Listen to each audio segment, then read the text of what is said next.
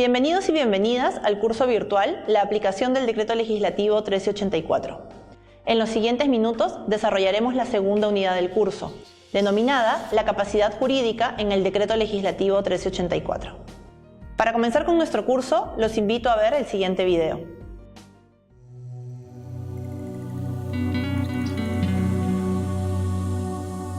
En el Perú, las personas con discapacidad vieron anulado el ejercicio de sus derechos con la interdicción. Por ello, durante años, han venido luchando por la reforma del Código Civil para que se reconozca su capacidad jurídica y se prohíba su muerte civil. La muerte civil es muy dañina para una persona y en muchos casos hasta la puede dañar psicológicamente. Le impide tener una participación activa en la sociedad. No podemos firmar un contrato de trabajo, no podemos abrir una cuenta bancaria, no se puede uno casar. No pueden votar, no pueden trabajar, no pueden tomar sus propias decisiones. Hoy el esfuerzo ha dado resultados. El Poder Ejecutivo aprobó un decreto legislativo poniendo fin a la interdicción civil de las personas con discapacidad. Esta nueva ley, al ya no interdictar a las personas, va a permitir que la persona sea respetada. Ya era hora que se tome realmente en serio el derecho de las personas con discapacidad intelectual y psicosocial. Y cero tolerancia a la interdicción. Ahora, con el reconocimiento de nuestra capacidad jurídica, somos sujetos para el desarrollo socioeconómico de nuestro país. Que nadie decida por nosotros. Queremos un código civil que no permita la interdicción y que garantice que todas las personas tengamos los mismos derechos. Respeten nuestro idioma y nuestra comunicación en lengua de señas peruana. No más interdicción. Bienvenidos los apoyos. A partir de hoy, no más interdicción. No más anulación de derechos. Adiós a la muerte civil. Bienvenida a la reforma. Bienvenidos los apoyos. Gracias Perú por esta importantísima reforma. Felicitaciones al movimiento de personas con discapacidad por su contribución a la lucha mundial. gracias a todos y a todos los que hicieron posible esta reforma. Discapacidad no es incapacidad. Tuvimos que ponerlo en el Código Civil para que no se les olvide.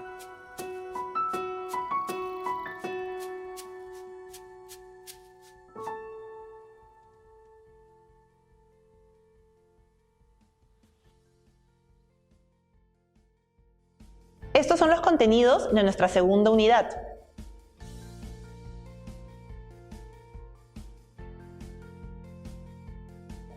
En septiembre de 2018 se publicó el Decreto Legislativo 1384, el cual implementa el mandato del artículo 12 de la Convención de Personas con Discapacidad de Naciones Unidas. Lo que este decreto legislativo plantea, de manera general, es pasar de un modelo de sustitución de la voluntad a un modelo de apoyo en la toma de decisiones, entendiendo que la capacidad jurídica es el requisito indispensable para el ejercicio de una serie de derechos.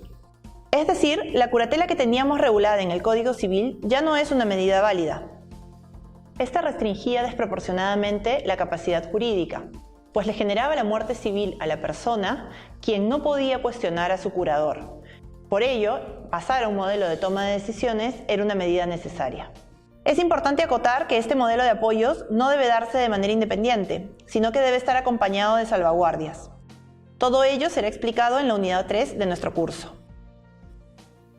Entonces, se apuesta por un reconocimiento de capacidad jurídica porque la Convención de Personas con Discapacidad plantea que la diferente capacidad mental no debe ser razón para restringir derechos. Es así que tener un diagnóstico de discapacidad intelectual o discapacidad psicosocial es parte de la diversidad humana, pero eso no significa que se deba privar a estas personas de su capacidad jurídica porque esta es justamente el presupuesto para el ejercicio de derechos. Si privamos la capacidad jurídica, estamos aceptando que en este mundo hay seres humanos que no son sujetos de derecho, sino objetos de protección. Respecto a las regulaciones generales del Decreto 1384, debemos mencionar que la norma parte de una presunción de capacidad. En los artículos 3 y 42 del Código Civil, se dispone que tienen capacidad de ejercicio plena todas las personas mayores de 18 años. Esto incluye a personas con discapacidad y a personas sin discapacidad.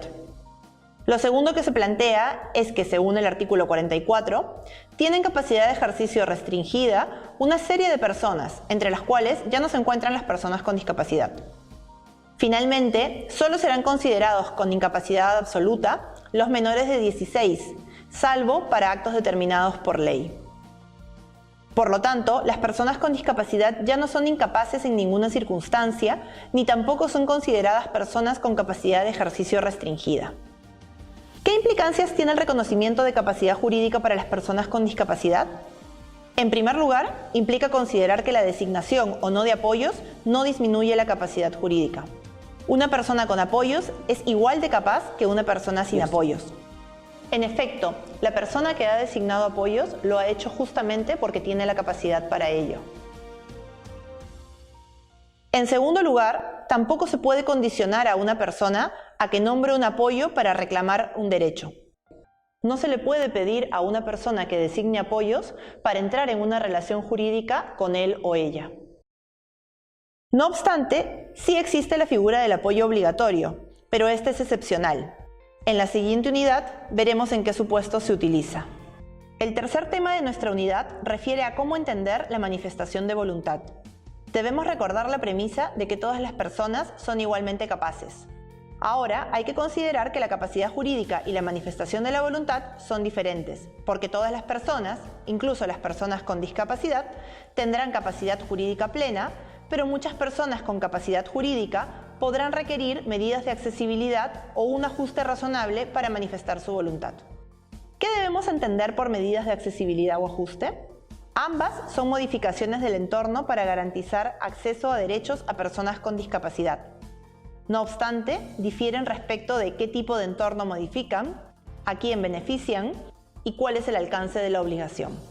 La accesibilidad está ceñida a un entorno arquitectónico de transporte a la comunicación e información que beneficiará a todas las personas que estén en una misma situación de discapacidad. Asimismo, las medidas de accesibilidad son previas, es decir, deben realizarse antes de que la persona con discapacidad intente acceder a una edificación, a un medio de transporte, acceder a una información o establecer una comunicación. Pensemos, por ejemplo, en la lengua de señas. Esta es una medida de adaptación del entorno comunicacional que presumiblemente beneficia a todas las personas sordas. Esta medida tiene que estar disponible al momento en que la persona llega a un establecimiento para poder comunicarse. Ahora bien, una persona con algún tipo de discapacidad intelectual o mental y sorda podrá requerir una comunicación en lengua de señas para manifestar su voluntad. Eso no la hace menos capaz, sino solamente genera que la persona necesite las medidas de accesibilidad. Pero podría ser que las medidas de accesibilidad no sean suficientes para que la persona pueda manifestar su voluntad, porque no usa este sistema de comunicación estándar que la accesibilidad obliga a usar. Ahí será necesario pensar en ajustes razonables que son adaptaciones a un entorno general, incluso más grande que el de la accesibilidad. En este caso, incluso en lo comunicacional, ya no se genera un beneficio para todas las personas en una misma situación de discapacidad, sino para una persona en particular en situación de discapacidad. Por ejemplo, podría ocurrir que una persona con discapacidad mental tenga un mecanismo de comunicación alternativo que solo algunas personas conocen y que no es el mecanismo de comunicación oficial. Sin embargo, si este mecanismo es idóneo para conocer la voluntad de la persona, habrá que darle todas las facilidades para que pueda utilizarlo y dar a conocer su voluntad y tomar este mecanismo alternativo de manera tan válida como se puede tomar el lenguaje hablado o escrito.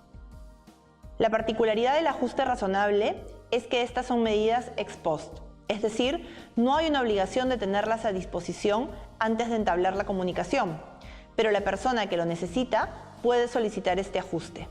En la medida que no sea irrazonable o desproporcionado, habrá que permitirlo. En conclusión, todas las personas con discapacidad tienen capacidad jurídica. La diferencia puede estar en que para establecer un acto jurídico, algunas necesiten un mecanismo de comunicación alternativo para dar a conocer su voluntad.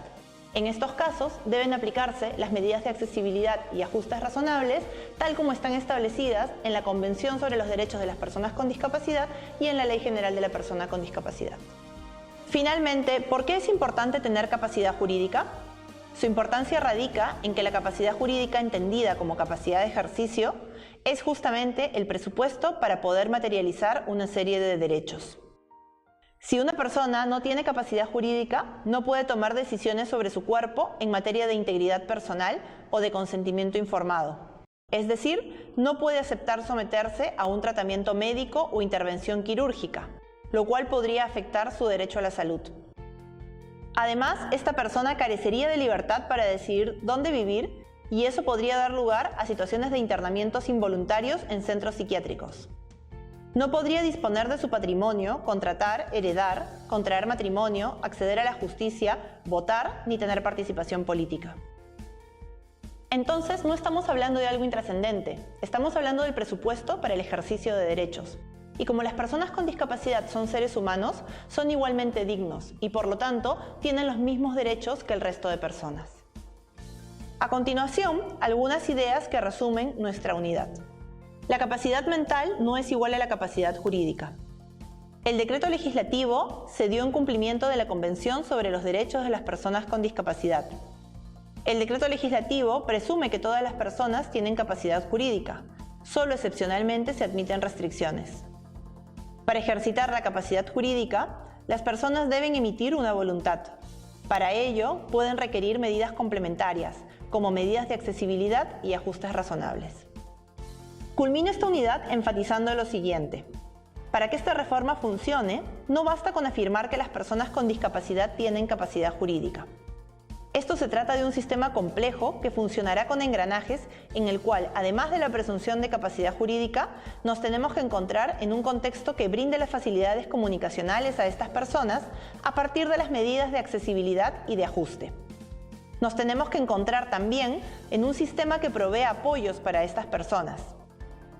Finalmente, se necesitan jueces independientes que puedan adoptar salvaguardias que garanticen que este sistema no genere abusos. Muchas gracias.